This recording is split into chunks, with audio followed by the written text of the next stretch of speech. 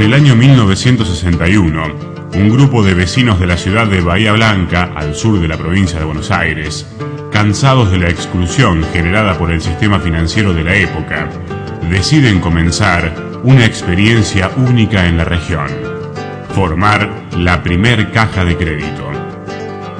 Un sistema crediticio solidario que logró representar a nivel nacional más del 10% del sistema financiero.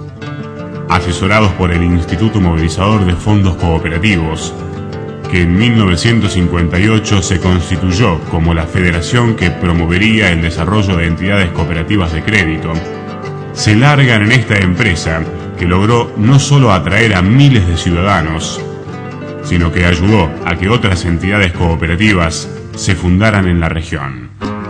Los pioneros, que eran comerciantes, trabajadores, profesionales de distintas especialidades y quienes continuaron esta experiencia, parieron una de las iniciativas más grandes y dinámicas que el movimiento social tuvo en nuestra región.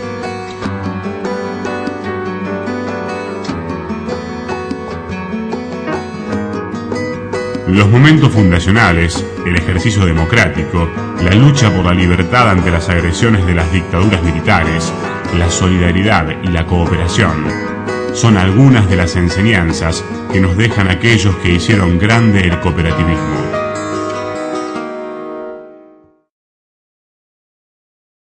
Las cajas de crédito fueron creadas en la época de Frondizi. Empezó algo por en 1960. Fue a raíz de una gran crisis que hubo, que la gente popular, los empleados, los comerciantes chicos, no podían acceder a créditos. Nosotros, los pequeños trabajadores, los que teníamos algún pequeño negocio y demás, era difícil llegar a los bancos. El acceso era solamente a aquellos grupos de pudiencia económica, excepto tal vez en el rubro agrario, pero en el resto de los lugares a pudiencia económica. Un poco como de algún modo vuelve a existir ahora, en algunos aspectos, vos tenés que demostrar al banco que no tenés ninguna necesidad de plata para que te puedan prestar, por decirlo de algún modo jocoso. Y pienso de que la caja de crédito llegó en un momento oportuno. Incluso es crear una fuerza económica totalmente propia, y alejada de los grandes intereses que dominaban, como dominan siempre, todos los ámbitos económicos de la ciudad. Las cajas de crédito en general terminaron siendo para todos los que la integrábamos, y posteriormente el banco, no solamente el lugar de militancia y el lugar donde uno realizaba las operaciones financieras que necesitaba y demás, sino incluso, como diría, hasta una especie de club, el sector de amigos, etcétera, etcétera. O sea, yo recuerdo con mucha gratitud y un poco de nostalgia también esos tiempos de la caja de crédito.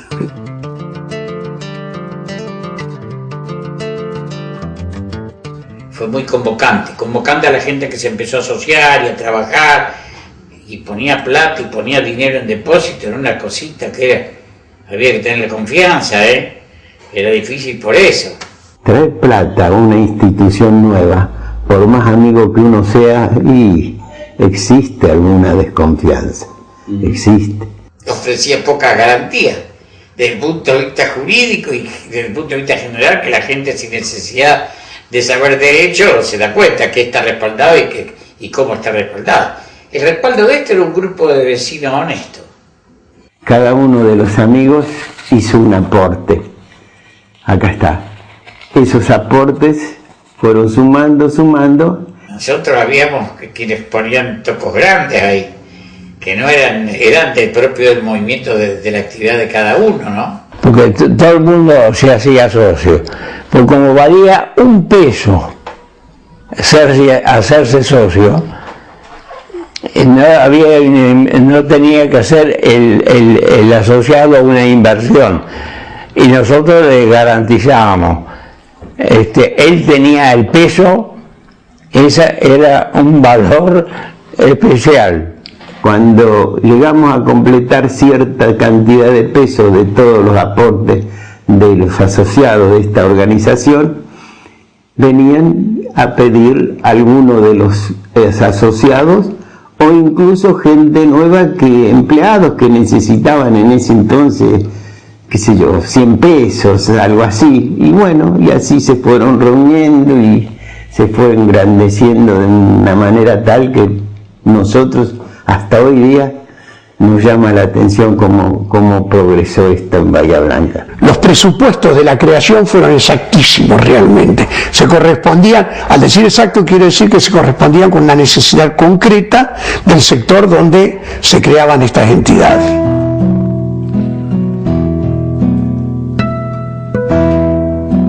Ninguno de los que estábamos era bancario, fue una experiencia nueva, nos hicimos ahí a medida que iba caminando, no, muy pocos profesionales había, qué sé yo, en ese entonces estaba Fernández Elizalde. Profesional era yo, creo que el único, no sé, sí, yo creo, nada más, así como elemento activo allí. Después eran gente del comercio, de la industria. Y no recuerdo de que haya algún otro especialista en economía. Fuimos haciéndonos a los ponchazos, pero tuvo sus buenos frutos.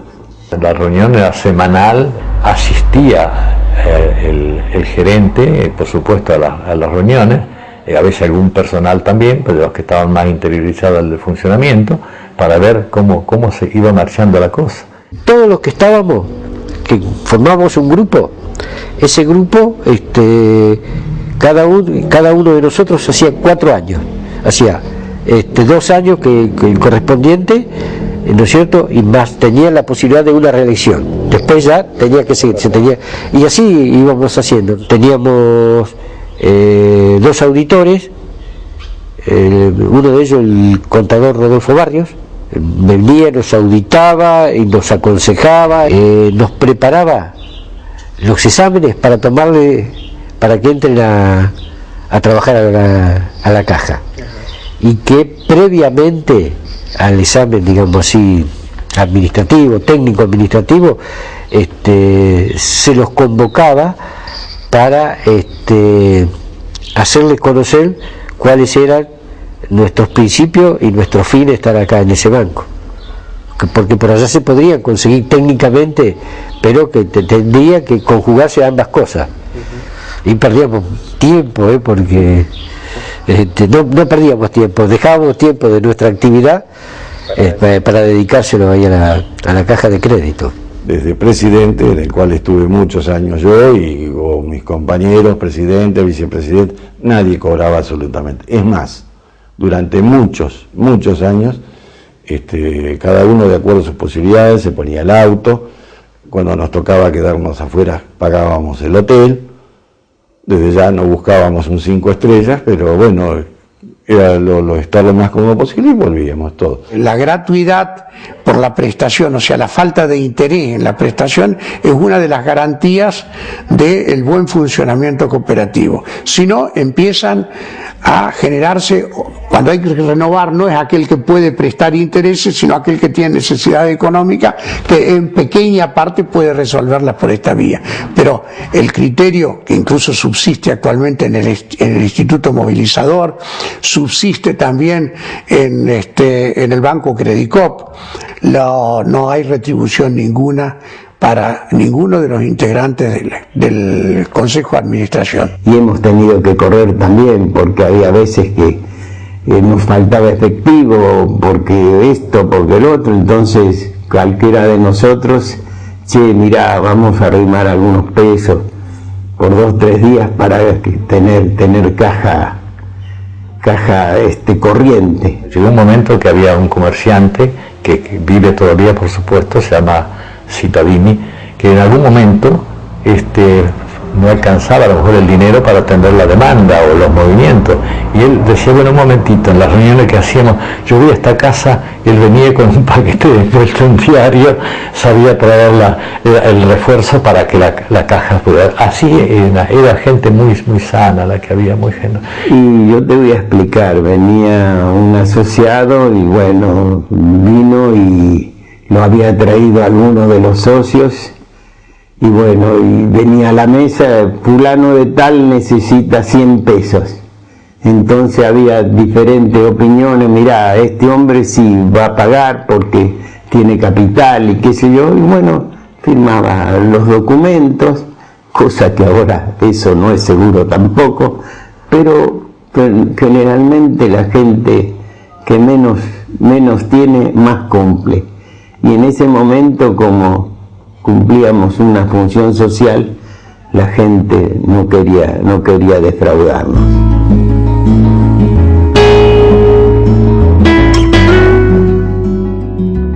Un empleado necesitaba para comprar, qué sé yo, una bicicleta, un coche, y no podía acceder a los créditos, verdaderamente era así.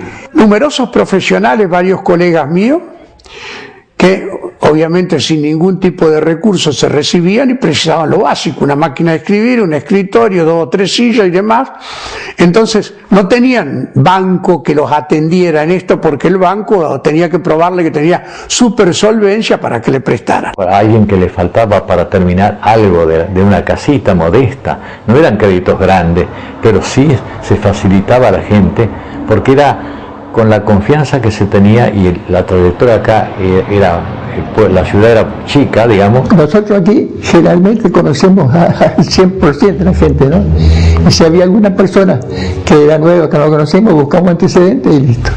Y los créditos se decidían en reunión en general. No había una facilidad directa, salvo una pequeña cosita, sino intervenía siempre el Consejo de Administración. La caja de crédito en ese tiempo, y no solamente para los profesionales, sino para los comerciantes y demás, actuaba en general de este modo. Nos reuníamos en la comisión de asociados y uno decía, fulano de tal solicitó un crédito por tanto, y otro decía, sí, yo conozco al padre, buena persona, etcétera, etcétera, y con esos precarios elementos de análisis se aprobaba el crédito y se le otorgaba el crédito. Y como todas las semanas nos reuníamos para tratar los créditos y cada uno de nosotros daba una opinión sobre el asociado, se llegó a formar una cobertura muy importante de seguridad en los créditos. Las cajas de crédito de ese tiempo tenían el 1, el 2% de mora en el mejor de los casos. Hoy, con todo el artilugio técnico que tienen los bancos, superan el 8 o el 10% de mora. Y en su momento llegó a ser el 20 y pico % de mora también. De modo de que funcionaba a la perfección esto, porque prácticamente no existía mora. Hay experiencias muy notables en estas. Entre ellas recuerdo una, por ejemplo, que nos marcó a todos. A las 8 de la mañana, un día nos llamó el gerente y salimos todos a reunirnos, el Consejo de Administración, porque había llegado, por ejemplo, en el Chevalier, creo que era, un señor acá que era de la localidad y tenía un serio problema de salud, la mujer que había quedado en Buenos Aires. Con problemas económicos, y se trató de un crédito especial y acelerado. Se logró, y un vecino de Carhué que viajaba para Buenos Aires salió de vuelta con él, y él con sus pesitos en el bolsillo que lo necesitaba. Eso en la frialdad de un banco, o no hablemos ya de frialdad, sino que tiene que manejarse en otra forma, hubiera sido imposible. Yo acabo de decirte que nosotros cumplíamos una función social muy importante, cosa que los bancos oficiales y privados no lo hacían. Cuando ya se fue estructurando y engrandeciendo, me acuerdo que dábamos muchos préstamos para cordón cuneta, para obras sanitarias, gente que no tenían capital, pero uno los conocía, qué sé yo, y bueno, a raíz de eso fuimos cumpliendo con esa obra que en otros bancos no tenían acceso.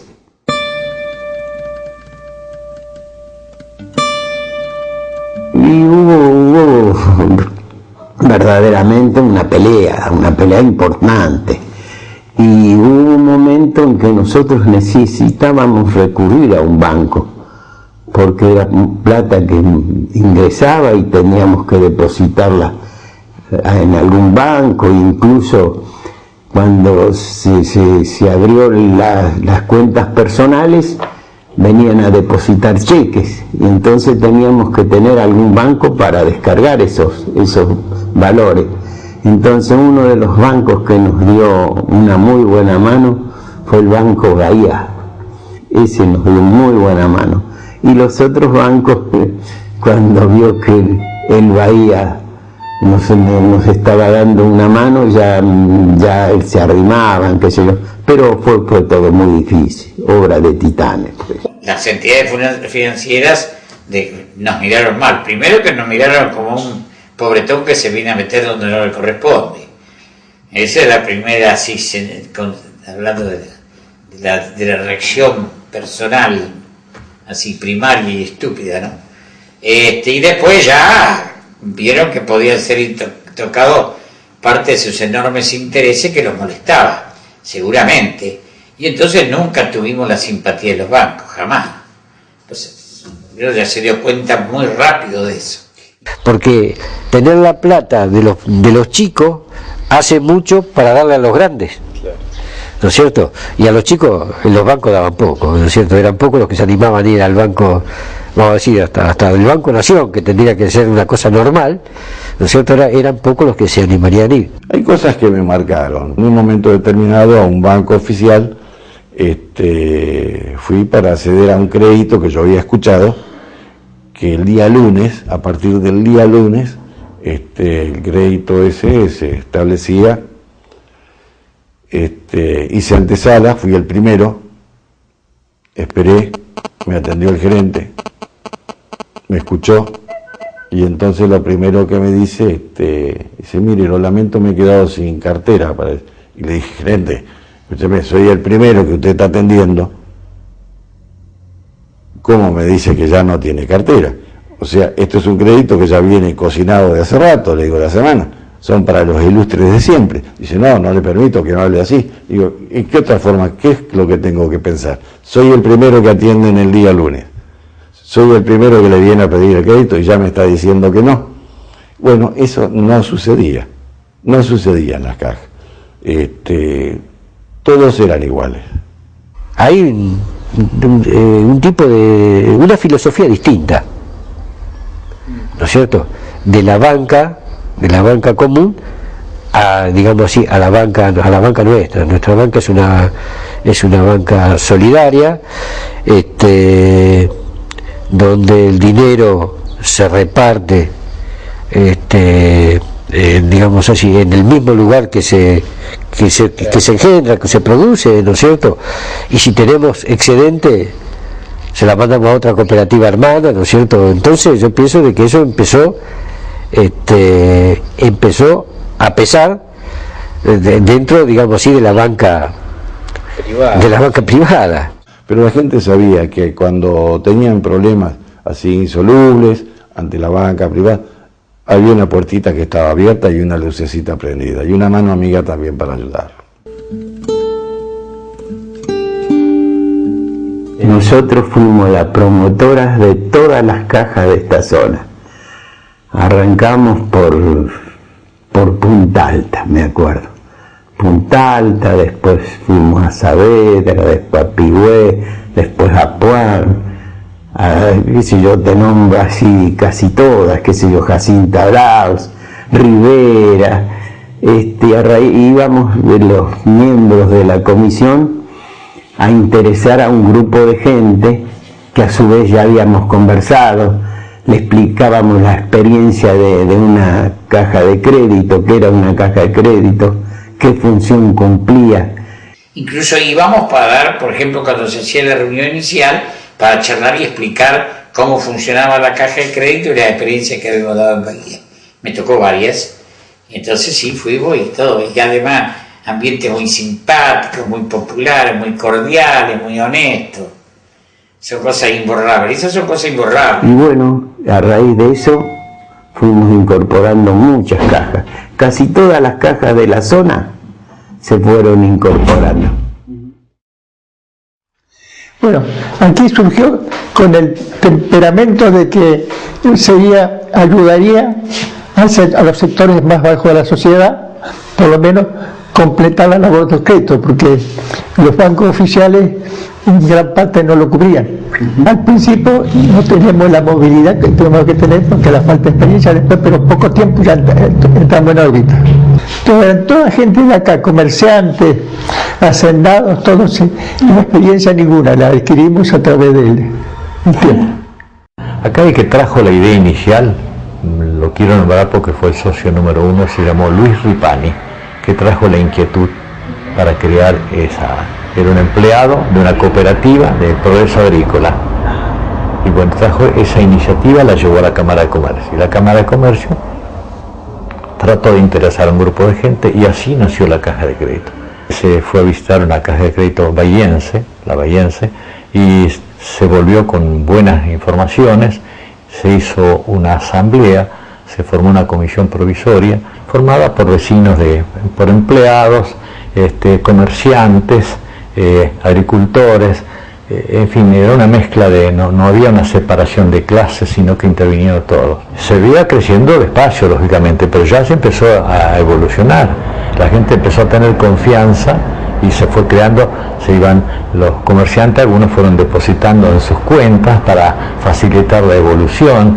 Hicimos 66 cuadras de pavimento, financiada a 5 años, al 13% anual fijo.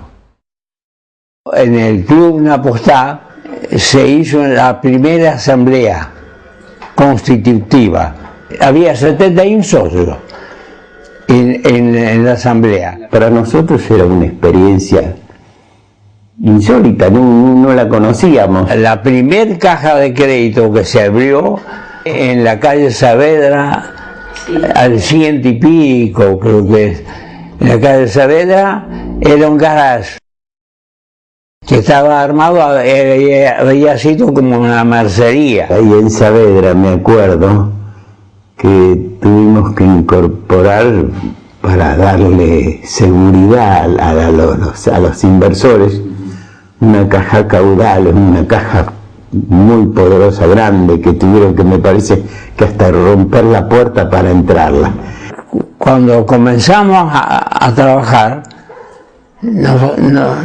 día por medio nos pasaban por encima. Era el primer día, la gente estaba afuera, el primer día. Se hace una reunión en el Club Esportivo Buitense, y ahí donde digamos así, se siembran las bases para la fundación de la Caja de Crédito. Hoy Ingeniero Guay debe tal vez superar a los 16.000 habitantes, pero si nos remontamos a aquella época, Ingeniero Guay podríamos hablar entre 5 o 6.000 habitantes, ¿no es cierto? Me puedo equivocar, pero no creo que... ¿Y qué pasa? También, ¿quiénes habitábamos estos lares? Empleados ferroviarios, empleados de la Junta Nacional de Granos, empleados de YPF, y había una serie de negocios chicos, pero que se trabajaba bien, porque venían muchos barcos aquí, entonces se podía trabajar bien, pero no en gran escala, siempre dentro de las dimensiones de la gente, por la gente que estaba habitada, ¿no es cierto? Entonces yo creo que la Caja de Crédito llegó en un momento justo para la economía local.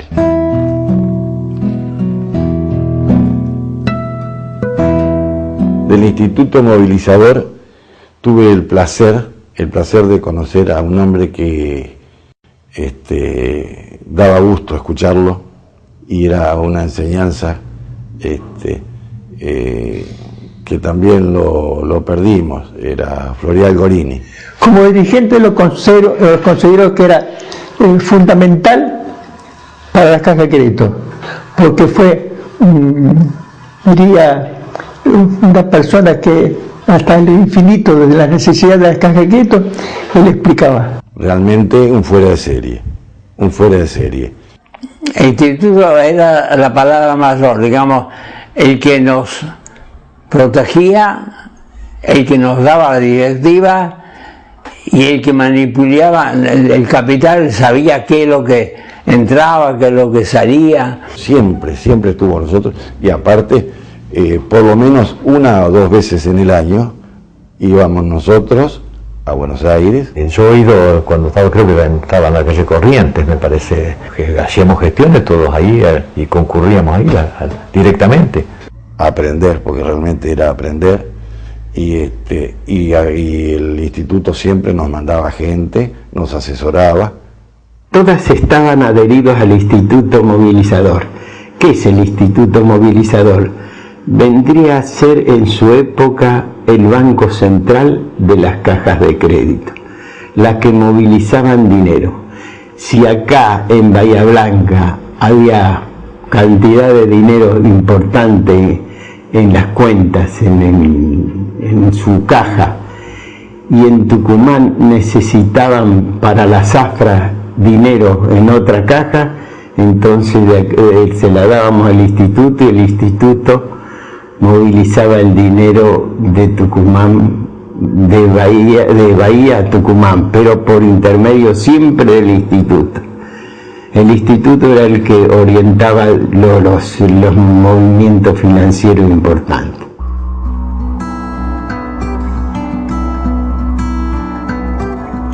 Las cajas de crédito tuvieron un gran desarrollo porque abarcaban un sector que individualmente era muy débil, pero que en conjunto era sumamente poderoso. De modo de que, vuelvo a insistir, llegó el momento en que manejaban más del 13% de la totalidad del movimiento financiero. Eso hizo que creara gran preocupación en la estructura bancaria tradicional, de modo que el segundo decreto del gobierno de Onganía fue justamente atacar al sistema de cooperativas de crédito. En aquel entonces se había logrado, por la mucha aceptación que había tenido el sistema de cajas cooperativas, ya tener 1000 cajas funcionando, o más de 1000 cajas funcionando en el país. Tal fue el apriete y tal la cantidad de objeciones que le fueron poniendo que terminaron siendo 450 las que quedaron. Eso demuestra a las claras que directamente molestaba. Molestaba porque a grandes sectores que manejaban económicamente el país, a entidades muy grandes que tenían acceso, por supuesto, al gobierno de turno. Uno dice el 10% pareciera que es una cifra chica, pero en ese orden es muchísimo.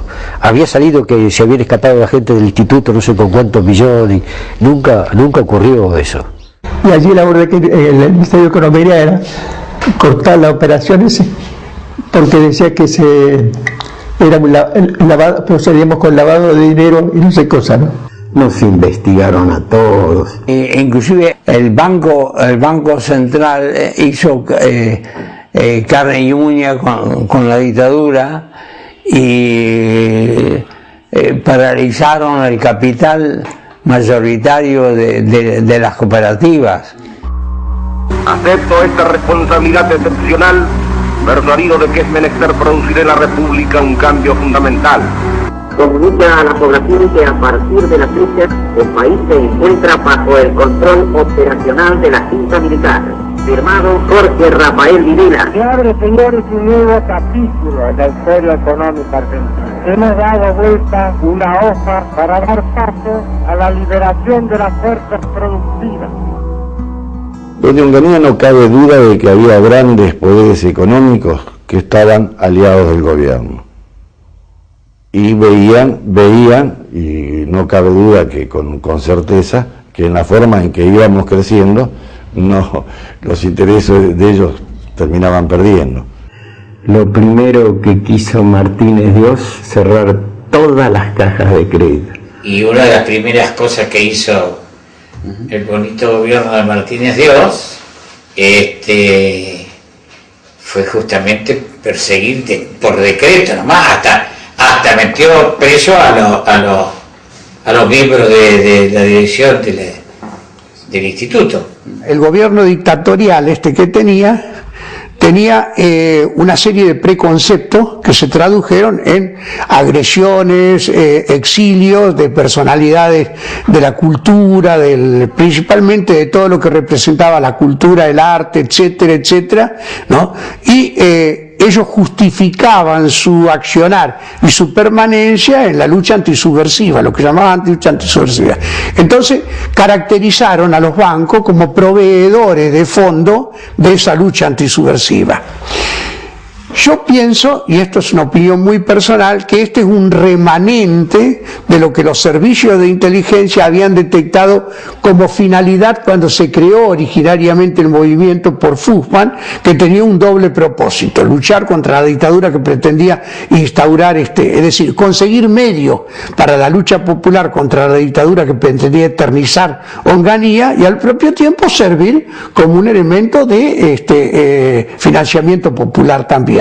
Se cerraron inclusive cooperativas locales. Y han revuelto todo cuando estábamos en calle Moreno. Entraba ahí, por ejemplo, y había soldados con el fusil, por ejemplo, frente a cada puerta. Era una cosa increíble. Bueno, y pensamos, bueno, el muchacho acá no va a haber más cajas. Pero felizmente, después de una semana y tanta insistencia, nos otorgaron la apertura. Había un temor muy grande de que haya corrida. Venían, hablaban, preocupados porque el pesito que se consigue con sangre, sudor y lágrimas, se tiene miedo a perderlo. Venían, consultaban, les explicábamos cómo eran las cosas y terminaban dejando su dinero.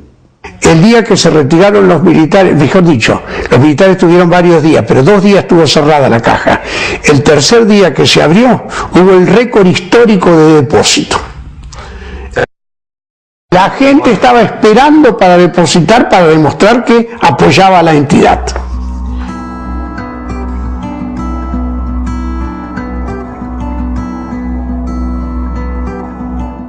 Algunos no tenían, tenían un poco de temor, algunos se fueron, pero la mayoría no, la mayoría nos quedamos luchando y fueron detenidos. Y hubo acá el caso de el doctor Mazzolo que tuvo casi 9 meses. Después tuvimos otro compañero que se llamaba Meliski, un abogado lisiado, pobrecito, que también lo detuvieron. Y hubo otro compañero también que se llamaba Furias, también lo detuvieron. Y bueno, cuando yo vi este panorama, me fui de casa. Me viene el ejército a buscar. Cortan el tráfico en la esquina acá, y en la esquina había una movilización, una cosa increíble. Entran con armas acá al pasillo y qué sé yo. Y mi vieja, pobrecita, lo para, ahí nomás. Señores, ¿qué buscan? Buscamos a su hijo. No está. Bueno, dice, vamos a entrar a ver a la casa. Sí, van a entrar, pero me dejan las armas afuera. Los hizo desarmar todo, entraron a mirar y buscaban por acá, buscaban por allá. Y dígame, señora, ¿dónde está su hijo? Dígame, ¿usted le dice a su mamá dónde va? Y quedaron los tipos medio sorprendidos que una vieja los encare así. Se fueron y felizmente no me encontraron. A mí me detuvieron durante 8 días en el regimiento. Posteriormente me pasaron a la cárcel. Nunca me preguntaron ni cómo me llamaba y un buen día me largaron. La detención mía obedeció formalmente a la pertenencia a una organización a la cual los militares calificaban como financiadora de las actividades subversivas. Eso por un lado. Y en lo mío de Yapa se agregaba el hecho de que yo, el único tipo de penal que hacía era penal político y defendía presos políticos. Como defender presos políticos no es muy simpático y desde el punto de vista económico no rinde nada, absolutamente al contrario, exige algún tipo de erogación, se había convertido en Bahía Blanca, entre el doctor Lejarraga, Pablo Lejarraga, a quien yo recuerdo con mucho cariño, al doctor Pablo Lejarraga y a mí, como un centro donde si algún abogado lo iba a ver a alguno familiar de un detenido por motivos políticos, le decía vaya a verlo a Mazzolo, vaya a verlo a Lejarraga directamente. Obviamente que eso, ¿qué hizo? Es decir, nos expuso más todavía, teniendo en cuenta de que yo tenía antecedentes del gremialismo estudiantil y demás, de modo de que estaba visualizado, de algún modo visualizado. Con mi detención hubo dos solidaridades muy importantes. Una, la del movimiento. La Caja de Crédito Bahiense, juntamente con otras cajas de crédito, no solamente hicieron reclamos por mi libertad, sino que incluso me ratificaron el cargo que yo tenía de síndico también. Me ratificaron por unanimidad, de modo tal de que no hubo disidencias al respecto y demás. Y la otra es el Colegio de Abogados, y la organización gremial mía, que tuvo una actitud muy buena, porque a partir de ese momento impuso como obligación que por sorteo la defensa de presos políticos la realizaban abogados del Colegio de Abogados.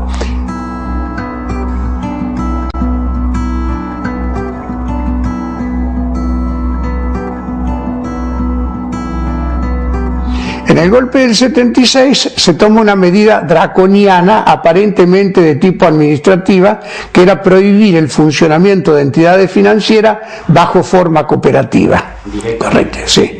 Con eso pretendían liquidar a las cajas de crédito. Se produce un movimiento que seguramente ya lo ha relatado antes, de enorme importancia, tal vez uno de los mayores que han sucedido en el país, muy bien manejado por el Instituto Movilizador de Fondos Cooperativos, que se trataba de que en los principales diarios del país salían varias páginas diarias solicitadas pidiendo el mantenimiento de esa estructura cooperativa. Sacamos solicitadas de todas las cajas de la República Argentina, en donde habíamos incorporado, no sé si 4 o 5 páginas completas de adhesión. Por ejemplo, un día eran deportistas, miles de deportistas que llenaban varias páginas del diario.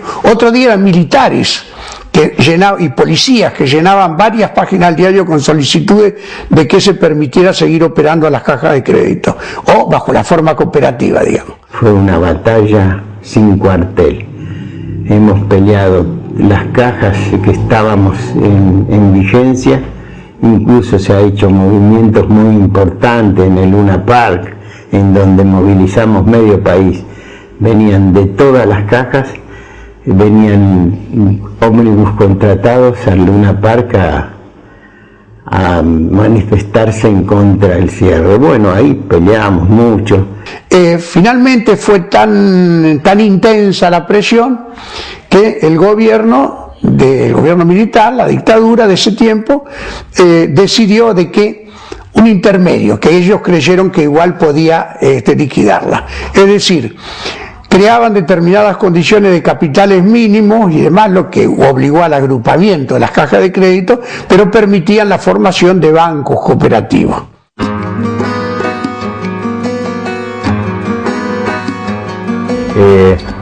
Ojalá se pudiera porque volvería a ser una cosa. Pero claro, todo depende de qué gobierno esté y qué facilidades le den, no facilidades, que lo dejen trabajar.